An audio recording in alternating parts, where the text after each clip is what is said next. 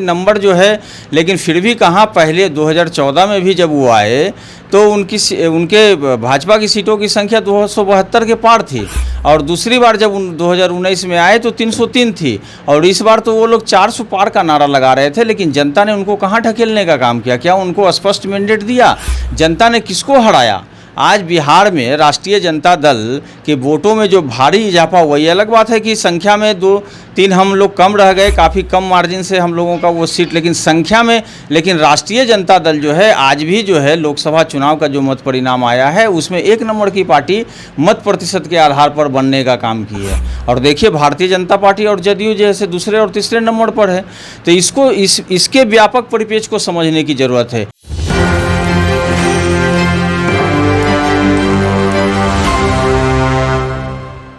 नमस्कार, मेरा नाम प्रिंस मिश्रा है और आप एक न्यूज़ 24 देख रहे हैं। हमारे साथ बातचीत करने के लिए प्रमोद कुमार सिन्हा हैं, जो कि राजद के प्रदेश प्रवक्ता हैं। 8 तारीख को तीसरी बार प्रधानमंत्री का पद जो है नरेंद्र मोदी शपथ ग्रहण करेंगे। इस पर क्या कहिएगा? आप लोग लगातार दावा कर रहे थे, इस बार जो है हम लोग इंडी गठबंधन सरकार बना रहे हैं। देखिए, जो मत परिणाम आए हैं पूरे देश स्तर पर, उसको व्यापक परिप्रेक्ष्य में समझने की ज़रूरत है। हम लोग जिस प्रकार से पूरा जो इंडिया अलायंस था, बिहार से लेकर के देश स्तर पर देश की जो ज्वलन समस्याएं थीं, उन तमाम समस्याओं को लेकर के हम लोग जनता के बीच गए थे। आज भी बेरोजगारी जो है 45 वर्षों में उच्च दर पर है, हंगर इंडेक्स में हम 111वें नंबर पर हैं, और मानव विकास सूचकांक में हमारा देश जो है 134वें नंबर पर है। ये बहुत बड़ी विडंबना है। पिछले 10 वर्षों में केंद्र की सत्ता में बैठी जो सरकार थी, उन्होंने जब 2014 में सत्ता में आए थे तो 51 लाख करोड़ का हमारे देश पे कर्ज था, लेकिन 10 वर्षों में ही उस कर्ज को तिगुना 4 गुना करने का काम किया। लगभग 200 लाख करोड़ का कर्ज देश पर है। तो आप समझ सकते हैं कि इन लोगों ने किस प्रकार से देश को गर्त में ढकेलने का काम किया। और हम लोग जिन मुद्दों को, जिन वायदों को लेकर के जनता के बीच गए, कहीं न कहीं देश स्तर पर जनता ने उन वायदों का समर्थन किया।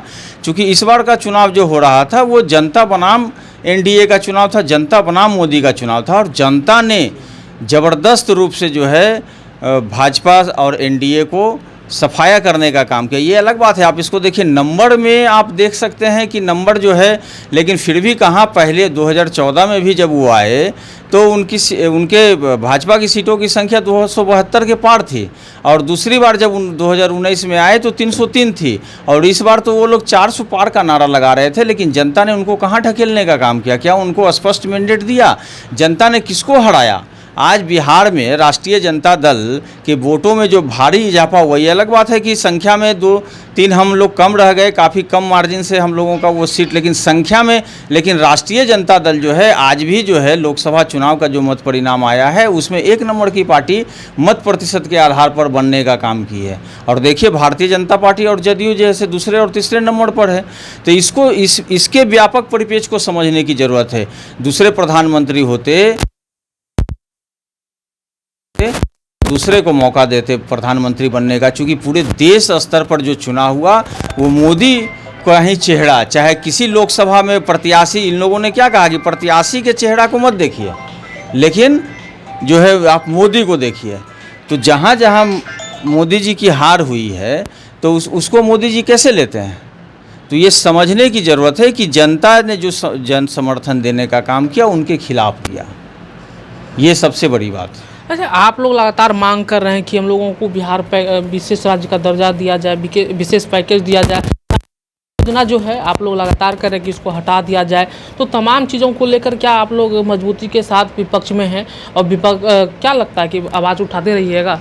देखिए, हम लोग तो जन सरोकार के मुद्दों पर ही इस चुनाव में गए हैं। इसके पहले 2020 के बिहार विधानसभा के चुनाव में देखिए हमारे नेता आदरणीय तेजस्वी प्रसाद यादव जी ने, देखिए 17 वर्षों से इनकी सरकार थी और 4.5 लाख पद रिक्त पड़े हुए थे। 10 वर्षों से केंद्र में उनकी सरकार थी, 30 लाख रिक्त पद पड़े हुए थे। आखिर जो 25 करोड़ युवा देश का जो ओवर एज हो गया, उसकी जवाबदेही कौन लेगा? ये बतलाने की ज़रूरत है ना। 2014 के चुनाव में आप देखिए कि जो वायदा उन लोगों ने किया था, और आज तो जैसे नीतीश कुमार जी का भी मांग रहा है और राष्ट्रीय जनता दल का भी मांग रहा है, और 2014 के चुनाव में नरेंद्र मोदी जी भी और भारतीय जनता पार्टी ने कहा था कि बिहार को हम विशेष राज्य का दर्जा देंगे। विशेष पैकेज देने का। किस प्रकार से नरेंद्र मोदी जी हाथ उछला करके बोल रहे थे कि हम बिहार को विशेष पैकेज देने का काम करेंगे, लेकिन उन्होंने क्या किया? बिहार की किस प्रकार से हकमारी वो लोग कर रहे हैं, इसको देखने और समझने की ज़रूरत है ना। बिहार जो है निरंतर समस्याओं से जुड़ रहा है, मेगा का पलायन हो रहा है प्रतिवर्ष। यहाँ पर उस तरह के शैक्षणिक संस्थान नहीं है, लोग यहाँ के जो युवा हैं पढ़ने के लिए दूसरे राज्यों में जा रहे हैं। समझने की ज़रूरत है, यहाँ के युवा जो है मजदूरी के लिए दूसरे राज्यों में जा रहे हैं। कहीं से कोई अप्रिय घटना की सूचना आती है, उसमें देखा जाता है कि बिहार के इतने लोग जैसे डेथ हो गए। इसकी जवाबदेही कौन लेगा? जिनकी सरकार है उनको जवाबदेही लेनी होगी ना, ये समझने की ज़रूरत है। और देखिए, ये लोग जिसे ही 2014 में केंद्र की सत्ता में आए, इन लोगों ने क्या किया? पहले जो इंदिरा आवास चलता था उसके नाम को परिवर्तन कर दिया। उसके बाद क्या हुआ कि उसका कोटा जो 6.25 लाख था उसको घटा के 2.25 लाख कर दिया। मतलब एक उदाहरण हम दे रहे हैं जिससे समझने की ज़रूरत है कि ये लोग बिहार के साथ कैसे हकमारी किए हैं। और जो 90 और 10 का आंकड़ा होता था, 90% धनराशि जो है केंद्र की सरकार के द्वारा मुहैया कराई जाती थी पहले यूपीए गवर्नमेंट में।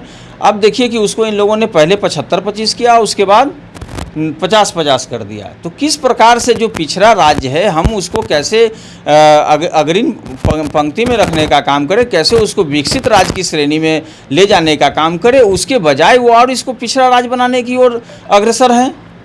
ये हमारी लड़ाई तो ये न है कि हमारा हक मिले, बिहार को उसका वाजिब हक मिले। आज सरकार जिनकी भी बन रही है, जो भी बना रहे हैं, उस सरकार में माननीय मुख्यमंत्री नीतीश कुमार जी सहयोगी की भूमिका। आज तो देखिए, पहले कितनी विडंबना थी कि जब नरेंद्र मोदी जी और भाजपा का पूर्ण बहुमत आया हुआ था तो उस समय अपने सहयोगियों को एक से ज़्यादा मंत्रिपरिषद में भागीदारी नहीं देते थे।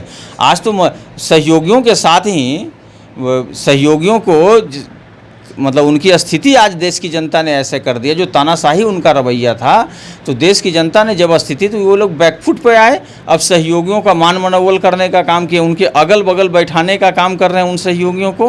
पहले कभी भाव नहीं देते थे। तो हम तो चाहेंगे कि जो माननीय मुख्यमंत्री नीतीश कुमार जी हैं वो जो वायदा जो मांग करते रहे हैं। अरे देखिए, माननीय मुख्यमंत्री नीतीश कुमार जी एक तो पटना विश्वविद्यालय को केंद्रीय विश्वविद्यालय का दर्जा दिलाने की मांग करते रहे, अनुनय भी नहीं करते रहे। उनकी बात को नरेंद्र मोदी जी अनदेखा कर देने का काम किया। आप सोचिए कि बिहार के साथ किस प्रकार से ये लोग हकमारी करते हैं। तो हम तो चाहेंगे जो भी सरकार बने युवाओं के हक में काम करे, बिहार के विकास के लिए काम करे। बिहार में जो कल कारखाने लगाने की लोग बात किए थे उसको देने का काम करें। मुजफ्फरपुर के पताही में एयरपोर्ट देने का काम करें, दरभंगा में एम्स का काम करें, पूर्णिया में एयरपोर्ट देने का काम करें और तमाम नए कल कारखाने खुलवाने का काम करें। बिहार को जो वाजिब हक है उसको मिलना चाहिए, और नहीं मिलेगा तो राष्ट्रीय जनता दल सड़क से सदन तक जिस प्रकार से संघर्ष करते रहा था, पहले भी हम जन सरोकार के मुद्दे उठाते रहे थे, पुनः हम लगातार उस मुद्दे को उठाते रहेंगे। और बिहार को वाजिब हक जब तक नहीं मिलेगा तब तक हम संघर्ष वोट देने का काम करें और तमाम नए कल कारखाने खुलवाने का काम करें। बिहार को जो वाजिब हक है उसको मिलना चाहिए, और नहीं मिलेगा तो राष्ट्रीय जनता दल सड़क से सदन तक जिस प्रकार से संघर्ष करते रहा था, पहले भी हम जन सरोकार के मुद्दे उठाते रहे थे, पुनः हम लगातार उस मुद्दे को उठाते रहेंगे। और बिहार को वाजिब हक जब तक नहीं मिलेगा तब तक हम संघर्ष करते रहेंगे। फिलहाल इस वीडियो में इतना ही। आपकी क्या प्रतिक्रिया होगी कमेंट करके जरूर बताइएगा। सहयोगी सूरज के साथ प्रिंस मिश्रा, पटना। धन्यवाद।